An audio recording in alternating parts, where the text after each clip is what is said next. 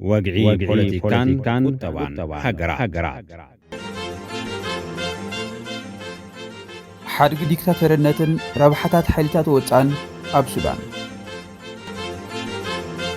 أبز حلف عمد أوشت وانا ختم سودان كلت سراوي التهاجر من أي تأيي تحوخ قاتمو هزب عالم دسنبده كنات فتيرو اتوم جرارات كلت سراويتات أب حان تهاجر نوانا ختم خارتوم من تقوات رب زبل هلخ دماو خينات قاتمو اتو خينات كاب كارتوم حالفو أما لا تهاجر لحمن نابز خنات زمرحه انتاي نيرو اتا نباهق حيلتات تواناون زقبرا جيوبوليتيكا وقداسنة السودان اب تقام مترب سوتن اب قرن افريقيا مدوكانان اب زخنا زنوبرو طلوان كنرينا ازنا يحوا سوداناوያን ግጭት ምስ ጀመረ እተን ነዚ ረብሓታት ተጠቀምቲ ዝኾና ናይ ቀረባን ርሑቕን ሃገራት ረብሓ እንምውሓስ ትሚልን ክሪኣ ይክላን ናይ ዝመጽእ ታሪኻዊ ምዕራፍ እዚ ተደላይነት ሃገር ኢድን ክመልሳ ተቐሲበን ይርከባ Fighting broke out in Sudan in mid-April. We've seen it on the streets and in the sky. Daring evacuation of the American embassy in Sudan. More than 400 people have died, close to 4,000 wounded. And a watching world is asking, what's happening in Sudan?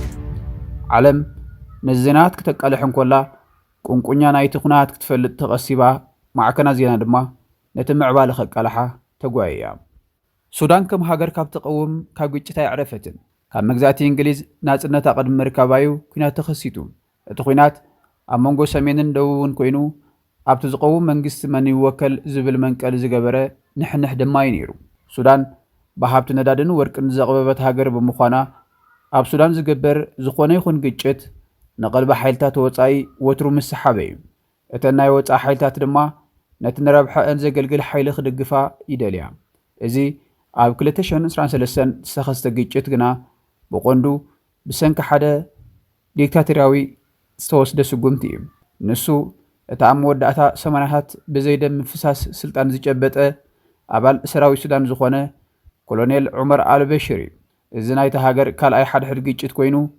አልበሽር ስልጣን ምስ ጨበጠ ነባይቱ ሃገር ብኡ ንብኡ በቲንዎ እዚ ጥራይ ኣይኮነን ንኹልን ሰልፍታት ፖለቲካ ኣጊዱ ሓድሽ እስላማዊ ሕጊ ድማ ኣተኣታትዩ ወተሃደራዊ ዲክታተር ክኸውን ከኣለ ስልጣኑ ንምጽናዕን ንዝቃወምዎ ንምሕምሻሽን ኣብ ርእሰቲ ሃገራዊ ሰራዊት ኣብ ምዕራብ ሃገር ሓደ ናይ ምልሻ ሰራዊት ኣቆመ ዕላማ ምቋም እዚ ሰራዊት ንአልበሽር ናይ ውልቁ ረብሓ ዘፈጽም ሰራዊት ንምህናጽ እዩ ነይሩ እዚ ወተሃደራዊ ሓይሊ በቲ ሓመቲ ተባሂሉ ዝፍለጥ ጀነራል ዳጋሎ ወተሃደራዊ ኣዛዚ እዩ ዝምራሕ ስለዚ ኣብ ፈለማታት 2000 ዓመተ ምህረት እቲ ናይ ሱዳን ዲክቴተር ኣብ ሓደ ሃገር ክልተ ተነሓንሐ ሰራዊት ክእዝዝ ከኣለ ሓይልታት ዕጡቕ ሰራዊት ሱዳንን ከምኡውን ካብቲ ሰራዊት ተዋፅአ ነቲ ፕሬሲደንት እሙን ዝኾነ ፍሉይ ሓይሊ ምልሻን ቆመ በዚ ድማ አልበሽር ኣብ ስልጣን ንኽጸንሕ ዝጥቀመሉን ነቲ ቀንዲ ሰራዊት እቲ ሃገር ዝዳረጎ ሓይሉ ገይሩ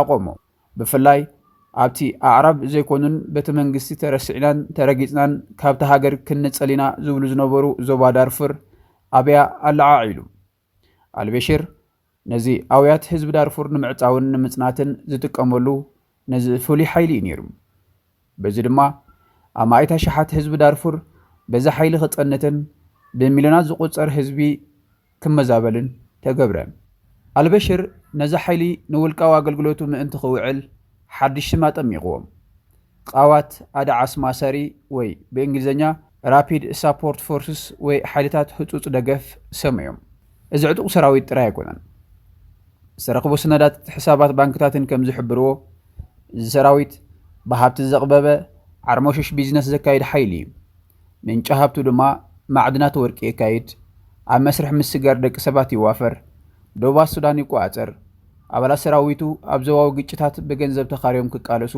የዋፍር ከም ምስ ራሻ ሕቡራት ኢማራት ዓረብ ዝኣመሰሉ ምስ ሓይልታት ወጻኢ ዝግበር ናይ ወርቂ ንግዲ የሳልጥ ሓደ ሰነድ ከም ዝሓበሮ 30 ሚልዮን ዶላር ዘውፅእ ወርቂ ካብ ሱዳን ናብ ዱባይ በቲ ሓመቲ ዝቋፀሮ ክሳገር የመልክት እዚ እቲ ቀንዲ ነጥቢ ናይዚ ተረኽ እዚ ሰራዊት ብዘይካቲ አልበሽር ስልጣኑ ንምቕጻል ዝሕግዞ RSF ንሓመቲ ኣዝዩ ዝሃብተ መሰብ ክኸውን እዩ ዝገብሮ ምክንያቱ ነቲ ብኣሽሓት ዝቁፅር ንሱ ዝእዝዞ ሰራዊት ነቲ ዕዳጋ ወርቅን ደቡብ ሱዳንን ንሱ እዩ ዝቋፀሮ ኣብ 2005 ኣብ ዳርፉር ግጭት ኣብ ዝጀመረሉ እዋን እኳ እንተነበረ እቲ ንብዙሕ ዓሰርታት ዓመታት ኣብ መንጎ ሰሜንን ደቡብን ሱዳን ዝነበረ ኩናት ዘብቃዓሉ ዝነበረ እዋን እዩ ነይሩ። ኣብ 2011 ደቡብ ሱዳን ካብ ሱዳን ተፈልያ ናጽነታ ኣወጀት። ኣብ ዓለም ድማ ሓዳስ ሃገር ኮይና ተጸንበረት። A nation is born, the symbol of sovereignty and identity flies for the first time. እንተኾነ እቲ 75 ሚእታዊት ዕቑር ሃብቲ ነዳዲ ናይታ ዝተፈልየት ደቡብ ሱዳን ይኸይዱ። እዚ ንሱዳን ዓበ ሃጓፍ ቁጠባ ስዒቡላ። በዚ ድማ ዘይተኣደነ ዝቕባበ ስዒቡ ዋጋታት ምግቢ ሰማይ ተሰቒሉ። አልበሽር ድማ ስርዓቱ ዝቕጽሎ ነቶም ኤሊታት መራሕቲ ሰራዊትን ዝህቦ እኹል ናይ ብላዕን ህያብን ገንዘብ ክጽንቆቆ ጀመረ። ህይወት ሱዳናውያን ኣብ ሓደጋ ወደቐ። ኣብ 2019 እቲ ጽዋእ መሊሱ ክፈስስ ጀመረ። ኣብ መላእ ሃገር ሱዳናውያን ናብ ጽርግያ ወጹ። ነቲ ዲክቴተር ኮኒኖም ዲሞክራሲያዊ ስርዓት ጠለቡ። ክልቲኦም ሰራዊታት ሱዳን ማለት ቀንዲ ሰራዊት ሱዳንን ቃዋት ኣዳዕስ ማሰሪ ወይ RSFን ዝመጽእ ዘሎ ማዕበል ተረዲኦም ሓቢሮም ድማ ንኣልበሽር ዓለውዎ። ነቲ ዲክቴተር ዝነበረ ናብ ቤት ማእሰርቲ ዓጽዮም መንግስቲ ተቋጸሩ። ኣብ መወዳእታ 2019 ድማ ናይ 30 ዓመታት ዲክታተራዊ ስርዓት አልበሽር ኣብቅዐ። ብድሕሪዚ ኣዛዚ ሰራዊት ሱዳን ጀነራል ዓብዱል ፋታሕ አልቡርሃን በትረ ስልጣን ተረከበ። እቲ ብመሸጣ ሃብቲ ወርቂ ቢልዮነር ዝኾነ ጀነራል ሐመቲ በቐረባ ንስጉምታት አልቡርሃን ክከታተል ጀመረ። ኣብቲ ፈለማ ኣብ ምስጋር ክትሓጋገዙን ነቶም ኣብ ጽርግያታት ሱዳን ንመዓልታት ተቃውሞኦም ዘስምዑ ዝነበሩ ሱዳናውያን ድማ ስልጣን ናብ ህዝቢ ከረክቡን ናብቲ ዲሞክራሲያዊ ስርዓት ዝተክል ሲቪላዊ መራሒ ስልጣኖም ክህቡ ምዃኖም ቃል ኣተውሎም። እንተኾነ እቶም ወተሃደራውያን ኣዘዝቲ ቃሎም ዓጺፎም ነቲ ሃገር ምምራሕ ቀጸሉ። ንሰልፈኛታት ድማ ክቕጥቅጡን ክኣስሩን ጀመሩ። ከምዚ እናበለ እቲ ኩናት ክሳብ 2022 ቀጸለ። ኣብ ታሕሳስ 2022 ጀነራል አልቡርሃን እቲ ስልጣን ናብ ሲቪላዊ ምምሕዳር ከረክቦ ምዃኑ ኣፍለጠ። ነዚ ንምግባር ግና ሓደ ዓቢ ቅድመ ኩነት ኣቐመጠ። RSF ርእሱ ዝኸኣለ ሰራዊት ዘይኮነስ ናብቲ ወግዓዊ ሰራዊት ሱዳን ክጽንበር ጠለበ። በዚ ምኽንያት እቲ ናይ ክልቲኦም መራሕቲ ሰራዊት ግጭት ክጽመቑ ጀመረ። እቲ ሚልዮናት ዶላራት ዘኻዕበተ መራሒ ሰራዊት RSF ዝኾነ ሐሚቲ ነዚ ሰራዊቱ ምስ ወግዓዊ ሰራዊት ሱዳን ክጽንበር ዝብል ሓሳብ ኣይተቐበሎን። ነቲ ዝፈስስ ሃብቲ ዘምጽኣሉ ዓርሞሸሽ ቢዝነሱ ሓዲጉ መንግስቲ ክወስዶ ኣይተዋሕጠሉን። ስለዚ ሓደ ምርጫ ክውስን ተገደደ። ነቲ መንግስቲ ገልቢጡ ነቲ ሃገር ባዕሉ ክመርሕ። አልቡርሃን ነቲ ተኸሲቱ ዘሎ ጸገም ከም ዝምክቶ ንህዝቢ ሱዳን ቃል ኣተወ። فإننا على ثقة في تجاوز هذه المحنة بالدربة والحكمة والقوة. ኣብ 15 ሚያዝያ 2023 ሐመቲ 200 ሰራዊቱ ናብቲ ወተሃደራዊ ማዓስከር ዝኾነ መንበሪ ጀነራል አልቡርሃን ሰደደ። ኣብ ዝተገብረ ምትኳስ 35 ካብ ሓለውቲ አልቡርሃን ተቐትሉ። አልቡርሃን ንስከላ ካብ ቅትለት ተመለጠ እኳ እቲ ግጭት ግና ብቁልጡፍ ከም ባርዕ ናብ መላእ ካርቱምን መላእ ሃገርን ለሓመ። እዞም ክልተ ጀነራላት ሰራዊት ዲክታተር አልበሽር ንተፈላለዩ ዕላማታቱ ዝጥቀመሎም ዝነበሩ ሓይልታት ኮይኖም ሕጂ ነቲ ሃገር መን ይምርሓያ ብዝብል ንሓድሕዶም ይተሃናኸቱ ኣለዉ። ታንክታቶም ንጽርግያታት ካርቱም ሰዓሰዓሉ። ወተሃደራውያን ነፈርቲ ንመንበረ ኣባይቲ ክድብድባ ጀመራ። ኤምባሲታት ኣብያተ ጽሕፈቶም ዓጥዮም ዜጋት ወፃኢ ሃገራት ነናብ ዓዶም ገዓዙ። ሓያሎ ሱዳናውያን ግና ቀልጢፍካ ካብቲ ሃገር ምውፃእ ኣማራጺ ነበሮምን። ናይ ህፁፅ ኩናት ኣገልግሎት ምውፃእ ዝህቦም እውን ኣይረኸቡን። ኣህጉራዊ ሓገዝ ክረኽቡ ተጸገሙ። ዝነበሮም ኣማራጺ ዘለዎም ዓፊሽ ጠርኒፎም እግሮም ናብ ዝመርሖም ምጉዓዝ ነበረ። ናብ ጎረባብቲ ሃገራት ግብፂ፣ ጫድን ደቡብ ሱዳንን እግረይ ኣውፅኒ ኢሎም ካብ ሃገሮም ክወፁ ተገደዱ። እቲ ኩናት ኣብ መንጎ ንስልጣን ዝነሓንሑ ክልተ ወተሃደራውያን ጀነራላት ዝመስል ዝነበረ ኣቓልቦ ዓለም ዝስዕብ ዓቢ ኩናት ናብ ምዃን ተሰጋገረ።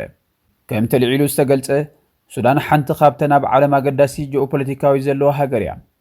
እቲ ምንጪ ምንባር ግብፂ ዝኾነ ፈለግ ኒል ዝሓልፈላ ኣብ ኣገዳስን እስትራቴጂካውን ቦታታት ዝተደኮነ ወደባት ባሕሪ ዘለውዋ ዓለማዊ ክሳድ ዝኾነ ኣብ ቀርኒ ኣፍሪቃ ኣብቲ ዝበዝሐ ጽዕነት ነዳዲ ዓለም ዝጓዓዘሉ 10 ሚእታዊት ዓለማዊ ንግዲ ዝሓልፈሉ ጥቓ መትረብ ስወፅ ትርከብ ሃገር እያ።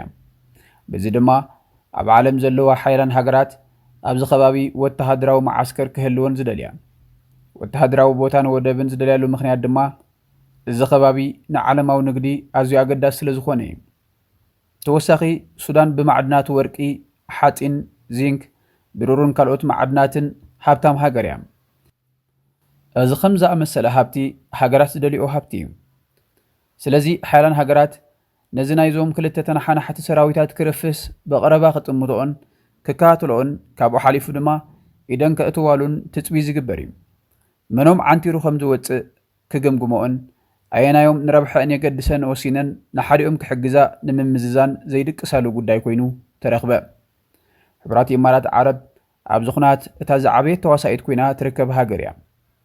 ኢማራት ዓረብ ነቲ ካብ ሱዳን ዝወፅእ ወርቂ ኣብ ምፅራይን ምሻጥን ዝዓበየ ግደ ሒዛ ትርከብ ሃገር እያ። እቲ ዝበዝሐ ወርቂ ድማ ካብ ሓመትን ካብቲ ንሱ ዘካይዶ ዓርሞሸሽ ቢዝነስ እዩ ዝመፅእ። ብተወሳኺ ኢማራት ንሰራዊት ሓመቲ ኣብ ግጭት የመን ንክሳተፍ ብዙሕ ገንዘብ ትምውል ሃገር እያ። ስለዚ ናይ ክልቲኦም ሕድሕድ ምትሕጋዝን ሽርክናን ዝምድናን ኣብ ኩናት ኢማራት ንሰራዊት ሓመቲ ክትውግን ገይርዋ ይርከብ። እንተኾነ እቲ ቀንዲ ሰራዊት ሱዳን እውን ኣብቲ ኣብዚ ቁሩብ ዓመታት ዝነበረ ኩናት የመን ተሳቲፍ እዩ። በዚ ድማ ሕቡራት ኢማራት ዓረብ ምስ ሰራዊት ናይ ወደብን ኣብ ገለ ማዕድናት ክትዋሳእ ስምምዕ ፈፂመ እያ። ስለዚ ሕቡራት ዓረብ ኢማራት ኣብዚ ናይ ሱዳን ኩናት ኣብ ክልቲኡ ወገን ሰራዊት ኢዳ ከተእቱ ተገዲዳ ኣላ። በቲ ካልእ ሸነኽ ድማ ናይ ሊብያ ጀነራል ሓፍጣር ንረክብ። ንሱ ምስ ሓመቲ ዱልዱል ዝምድና ዘለዎ ጀነራል ሊብያ ኮይኑ ሓምዴቲ ነቲ ሓፍጣር ኣብ ሊብያ ዝገብሮ ውግእ ንምሕጋዝ ሰራዊቱ ለጊስሉ ነይሩ እዩ። ሕጂ ሓፍጣር ብጊዲኡ ንሓመድቲ ንምድጋፍ መራኽብ ነዳዲ ይሰደሉ ኣሎ። ሓፍጣር ኣብዚ ናይ ሱዳን ግጭት ኣገዳሲ ባእታ እዩ። ምክንያቱ ከም ሕቡራት ኢማራት ዓረብ ዝኣመሰላ ካልኦት ሃገራት ናብ ሓመድቲ ገንዘብን ካልእ መምርሕታትን ክሰዳ እንተደልየን ንሓፍጣር ከመሰላጥን ማእከላይ መርበብ ክጥቀማሉ ይኽእል እየን። ድሮ እኳ ሓፍጣር ከም ማእከላይ ኣካል ኮይኑ መሳርሒታት ኩናትን ቀረብ ናይ RSF ኣብ ክንዲ ራሻ ኮይኑ የመሓልፍ ኣሎ።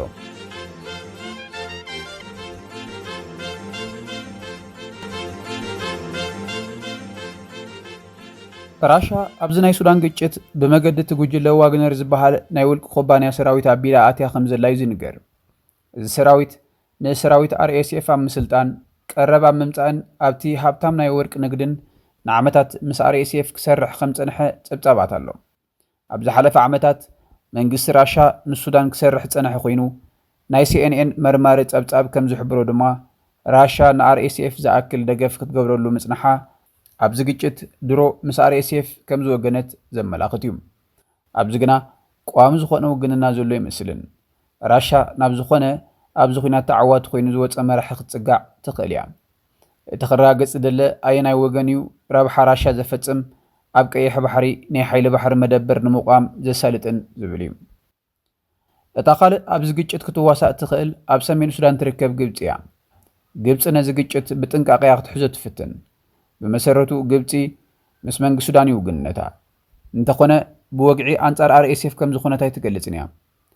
ዛጊት ከምዚ ዓይነት መግለፂ ይሃበትን። እቲ ምክንያት ግብፂ ኣብ ከቢድ ቁጣዊ ፀገም እያ ትርከብ። ባጤራ ክብሩ ብፍርቂ ጎዲሉ በዚ ድማ ሓገዝ ካብ ሕቡራት ኢማራት ዓረብ ክትሓትት ተገዲዳ ኣላ። እታ ሃብታም ሃገር ካብ 2013 ኣትሒዛ ንግብፂ ቢልዮናት ዶላራት ብጥረ ገንዘብን ብዓይነትን ክትሕግዝ ፀንሐት እያ። ስለዚ ግብፂ ነታ ኣብዚ ኩናት ንRSF ትሕግዝ ዘላ ኢማራት ኣንጻራ ክትከውን ከፀግማ ንቡር እዩ። ቁጠባ ግብፂ ብኸፊል ኣብታ ሃብታም ሃገር ዝምርኮ ስለ ዝኾነ ንግዚኡ ግብፂ ኣብዚ ኩናት ናይ ሱዳን ዘይሸራዊት ክትከውን እያ ፈቲና ዘላ።